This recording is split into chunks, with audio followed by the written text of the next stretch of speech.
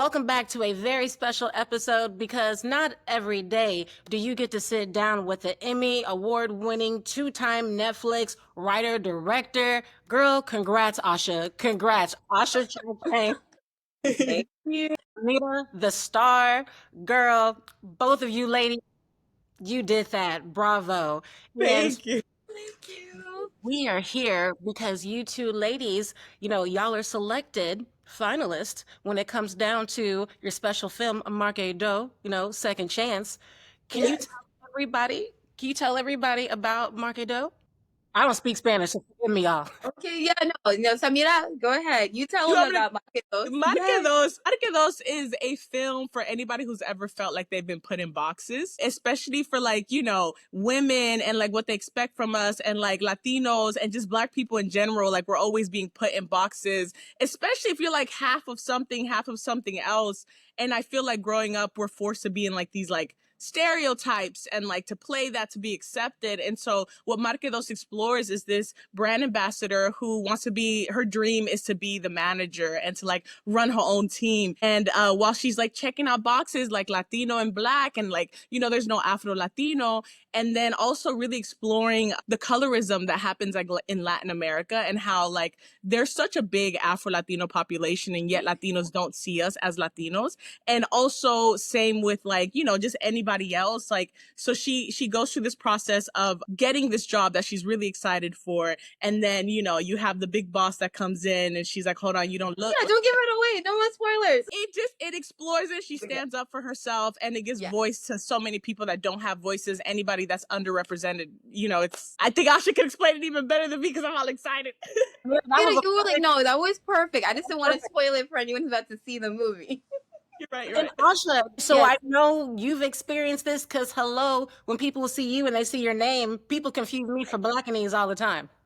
Exactly. Yeah, indeed. Well, it's funny because I'm all mixed up. So I'm Caribbean, Asian, and Afro-Latina. So I'm like really all mixed up. But I know I'm a Black woman. I'm super proud of that.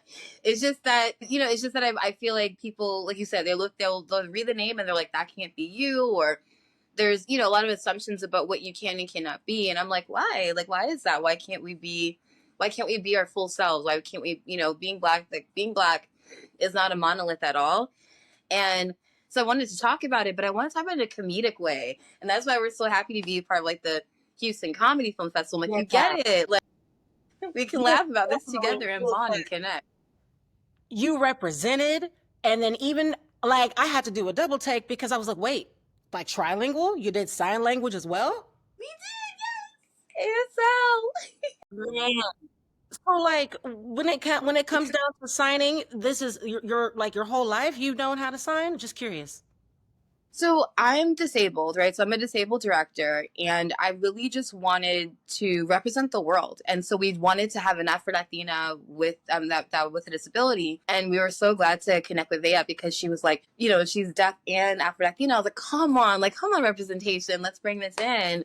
And so, and it's true, right? There's one in four people around the world have a disability. And I was like, so it makes no sense that you have a crowd of people and not one person's represented as disabled. And so that was really what it was, more of an ode. So I do work in accessibility coordinator otherwise when I'm not directing, but it was more just representation, honestly, is why I brought it in. Because I was like, you don't once again, breaking that box down again about like, you can be more than one thing. You can communicate in more than one way.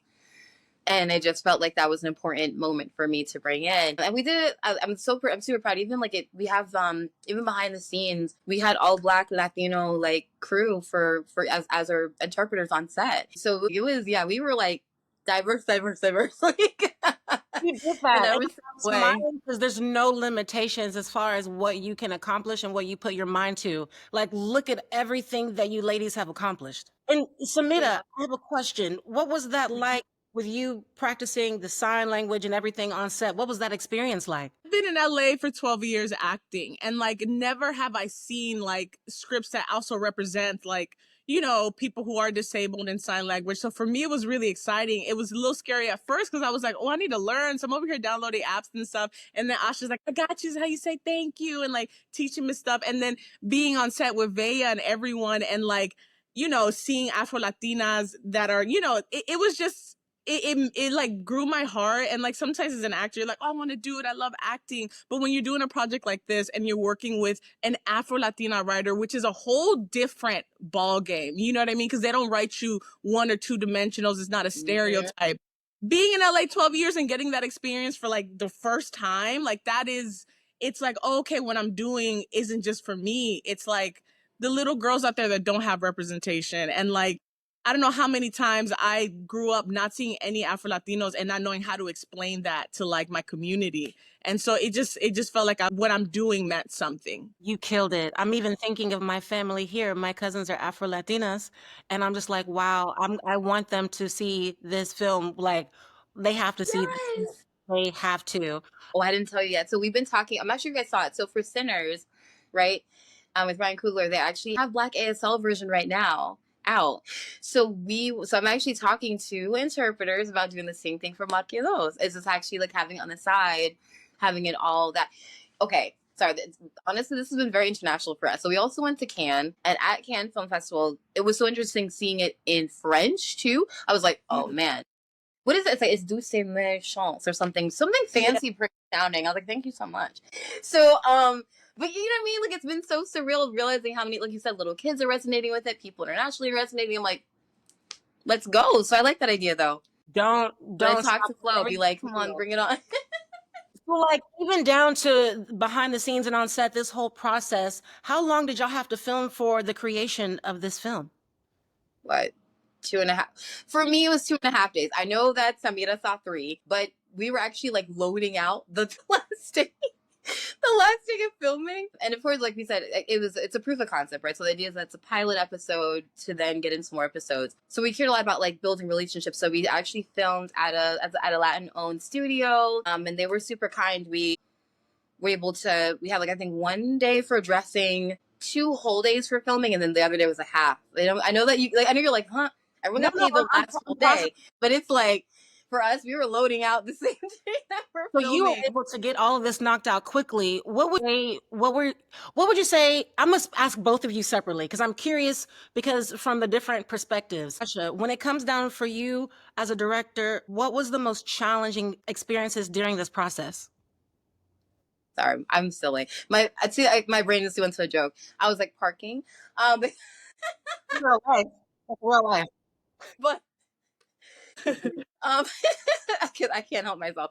Other than that, I think it was just, we did have scheduling. I remember scheduling for a while. We did think we had to get really creative I'm thinking outside the box for location and like really being resourceful with where we are. And then it rained on the day that we're filming outside. Okay, those are my 3 things. The fact that it rained outside, but like when you see it, nobody really can tell, and it's really awesome. Good. But yeah, it actually rained in all those outdoor scenes. It was like drizzling a couple different times. We had, I think there was a church. Remember the fire was going on. A fire? And I'll never forget that. Yeah, our sound was like, we think we got it. I'm like, no.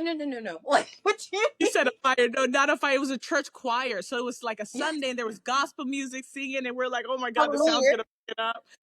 And Samira, what were some of your, I guess you could say, if you had any challenges, in this process of adapting? Was it the sign language or was it something else? I was nervous about the sign language, but I feel like when you do things like that and you don't have experience, when I'm like, oh man, I should learn sign language, but it's also like who she had on set, and they just were so inviting and like very like, oh, I'll teach you, it's cool, and very patient with me, which was amazing.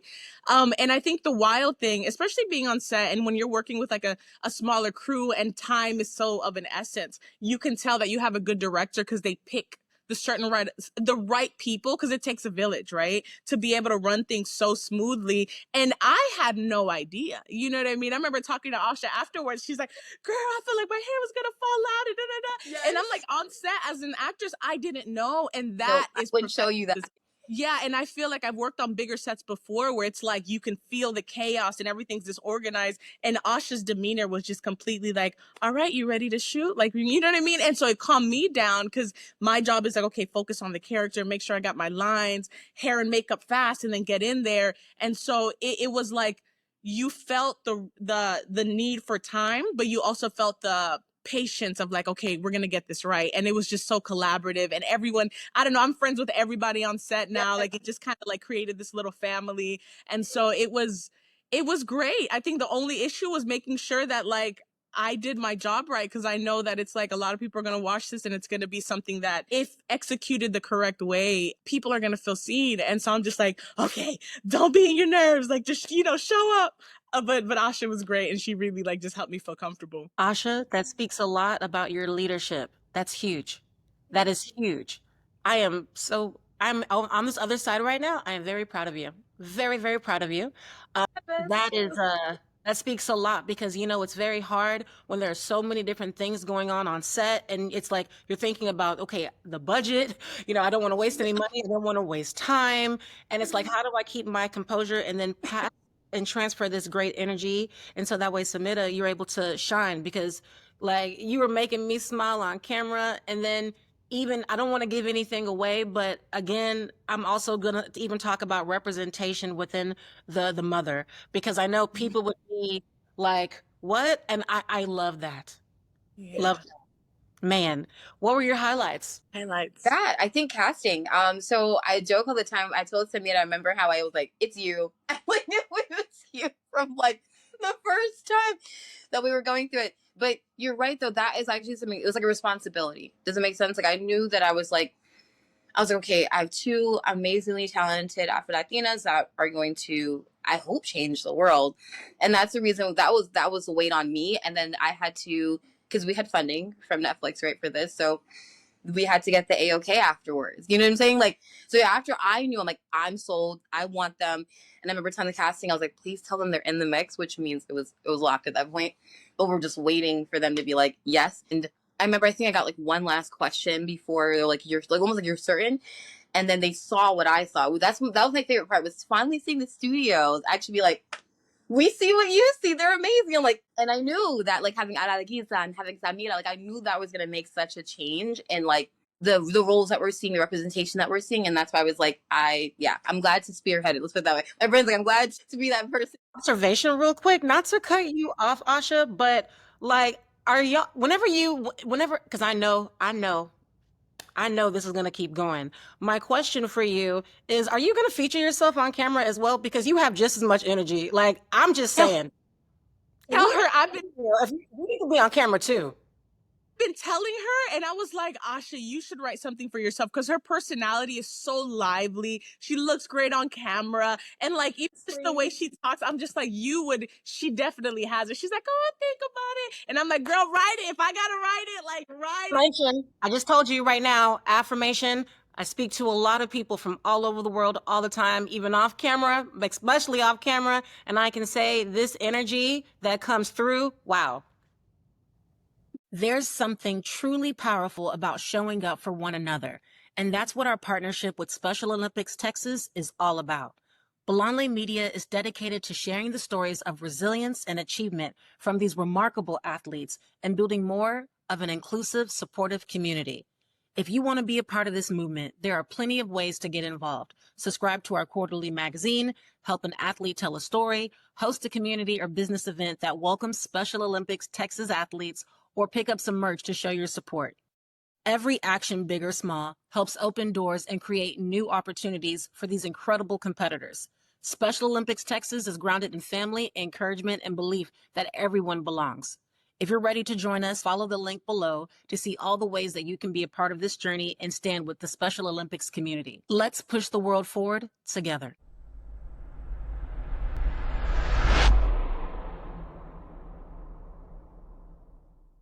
Wow, thank you. And it's like, I chose Samira because I'm like, oh, you'd be the perfect representation of like me on screen almost. So I thought, oh, you're right. We can both do it. I'm just saying this right now. We can both do it. That's what was crazy. I felt like when I got casted for it and I was on set and I talked to Asha, like I said, rarely, like I think the percentage of like just Latinos that write in Hollywood is like what, 1%, 1 or 2, like 3%.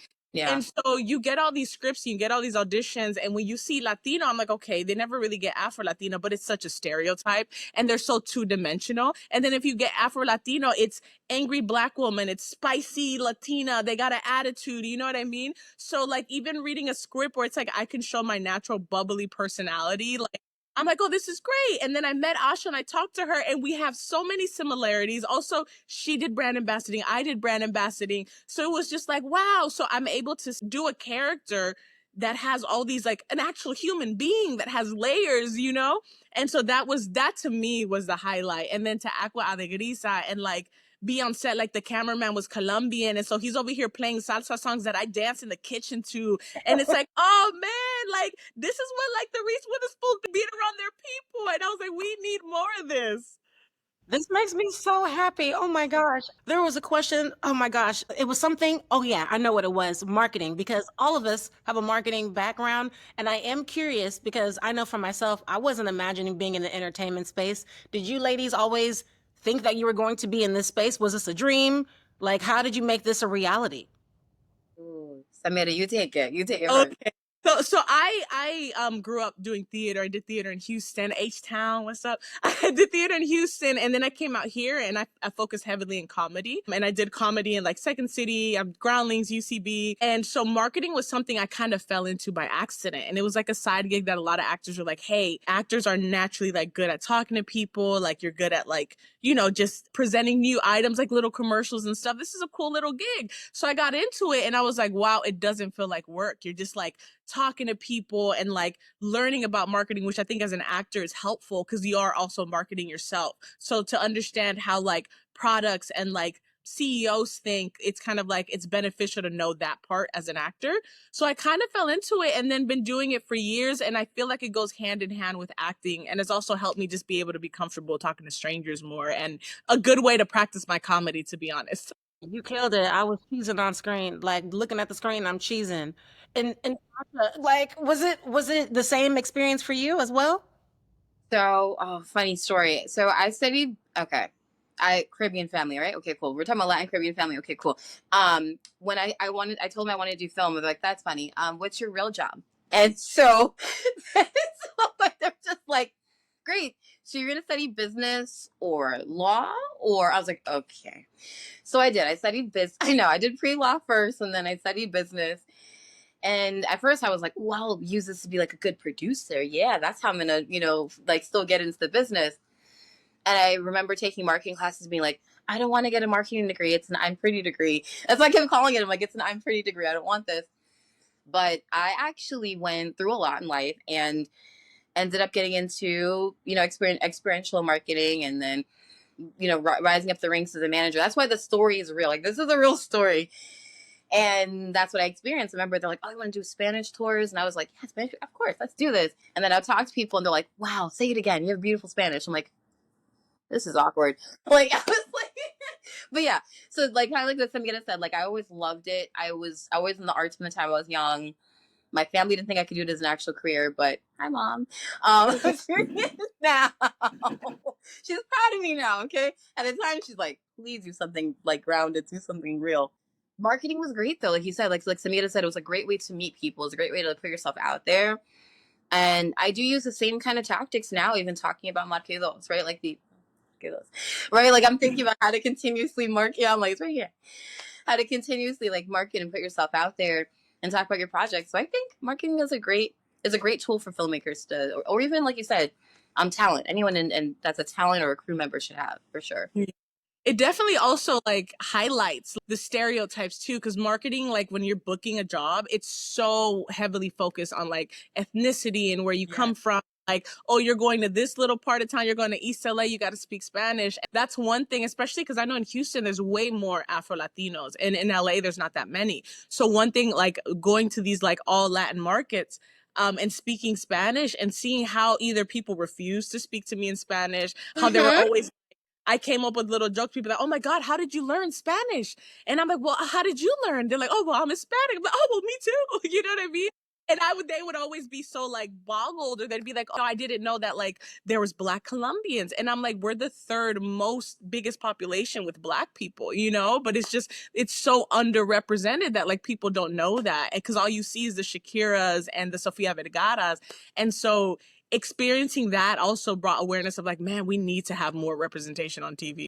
Wow. And I am curious because you mentioned to me the studio that you shot in. After you were done filming with production, did you have anybody on set behind the scenes that wasn't a part of the main crew that were like they came up to you and they started giving their eye-opening thoughts from it? I am curious.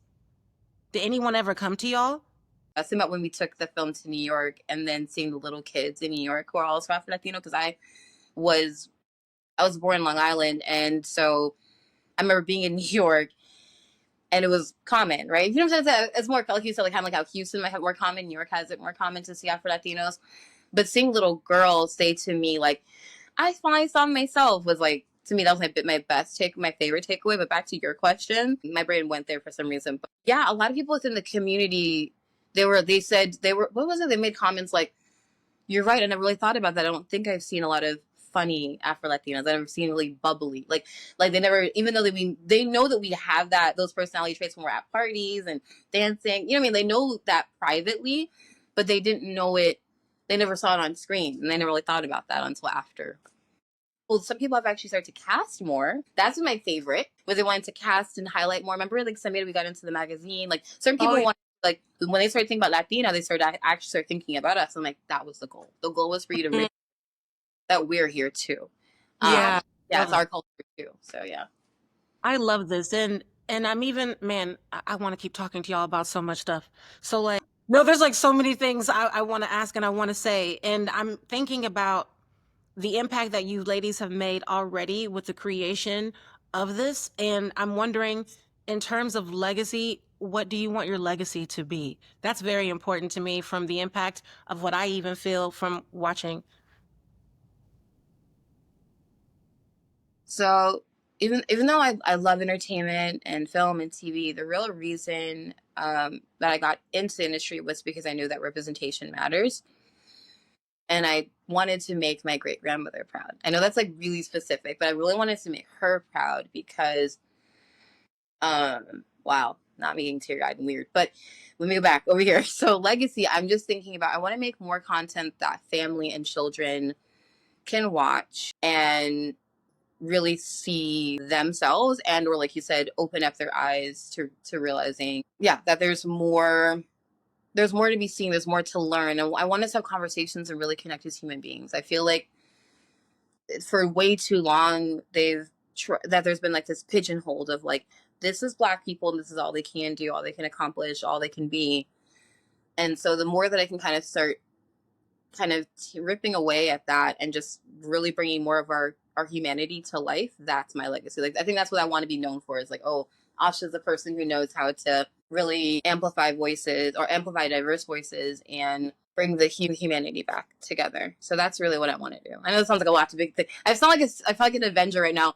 We need to bring humanity together. But like I really feel this way though. Like they want that's what I'm hoping to do with my art. That's what I want to do. And I definitely want to do it through comedy. Let's put it that way. I would like, I'll do it through any medium, but comedy is my favorite way for us to connect and really, That was a beautiful answer.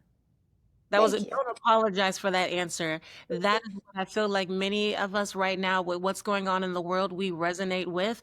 And we actually, this is the content, we're all like a sponge, as you know. And this is the content that makes your soul happy. It feeds the soul. And so I look at it as medicine. Mm-hmm. Yes, it is. It is medicine, yeah. Samira, what would you like your legacy to be? No pressure.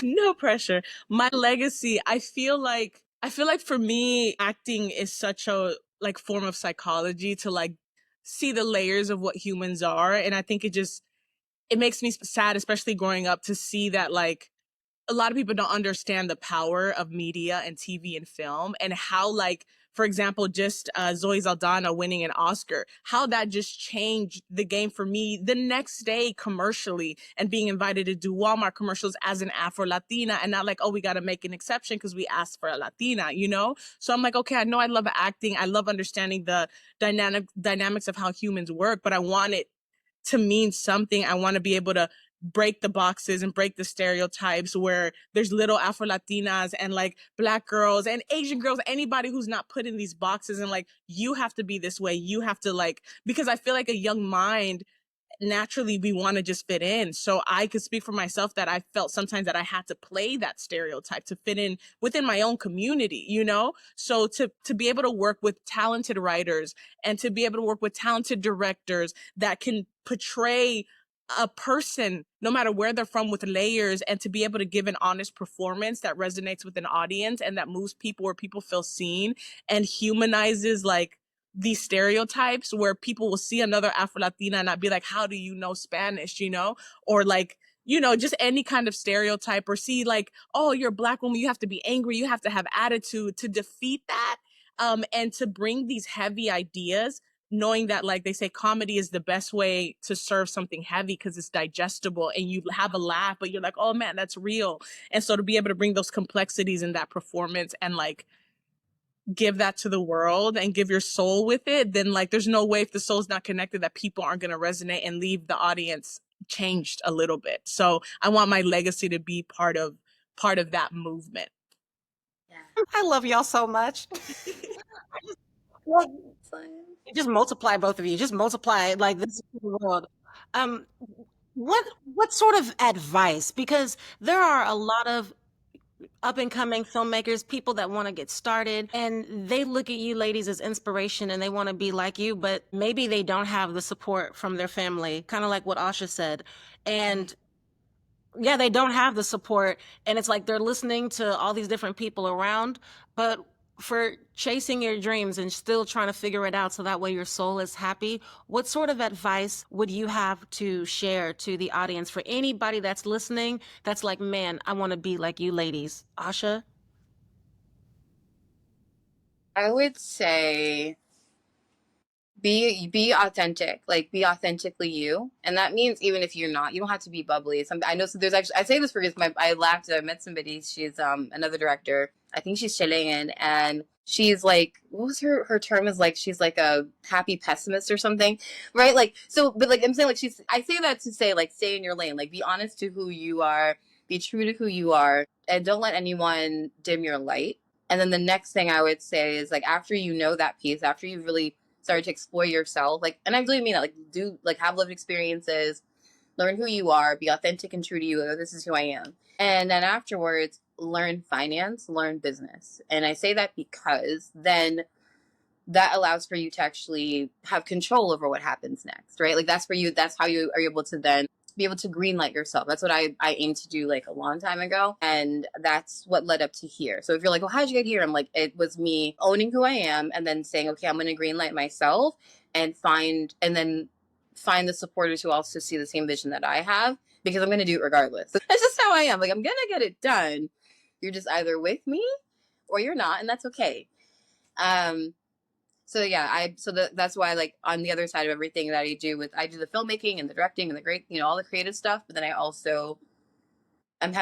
do understand I'm a business owner. I do understand that for me to have the math distribution that I really want to get to, I'm going to have to understand the business. And so I teach, like, financial boot camps about that and all that fun stuff. So, I'll definitely put your information so people can learn from you. We'll definitely that yes, for sure. and thank you. That's important. Very, very important. It is. And Samira, yourself? I think the biggest advice I would give, especially to like any young actor, is that, like Asha said, authenticity is key. And if you're in your teens, even these, like, I think people are constantly evolving. And I think as an actor, true performance comes from the soul of you.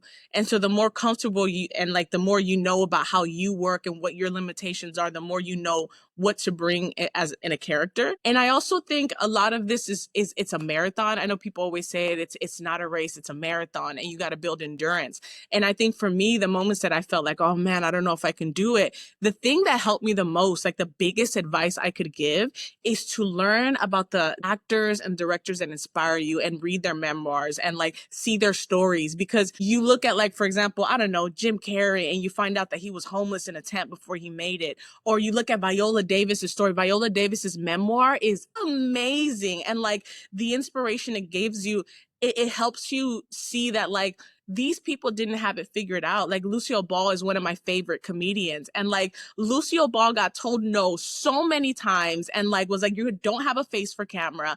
And by the end, the only way she ended up making it or ended up doing what she did is her and her husband created their own production, wrote their own thing. Nobody wanted to fund them because it was an interracial couple. They had Arbalite, you know, like they didn't, oh shoot, we got to have cigarettes to like fund them. But then they ended up completely changing the comedy world, you know, and everybody was telling them no. So if you're waiting for somebody to say, hey, you got it, like the most important person to say you got it is you. Like you don't need the approval of everyone else. 9 times out of 10, the success on the other end was, and everybody's like, oh, you're not going to make it. And you're like, no, I believe in myself. So build that pillar within you to keep going and know that tomorrow's the next day, and learn and grow and watch TV and watch film and study your favorite actors, learn about them, and you'll get the endurance for the next day. Personal feel. Yeah. Like, I just want to say, like, Lord, just I'm gonna say God is moving through both of you ladies. That's what I want to say. That's literally what I feel right now, and I'm very, very happy. And I'm wishing you ladies, I mean, I don't have to wish, I know success. And man, am I seeing both of you at the festival? I am curious. Both of you? Yes. Yes. We'll both be there. Yes, we gonna You're dress, fly, take all these pictures, and ladies, don't stop. I know you're not gonna stop. And how can people keep up with you? Well, for me, you can check out my Instagram. It's Samira_Beija, SAMIRA_BEIJA. And I'm always posting little stuff on there.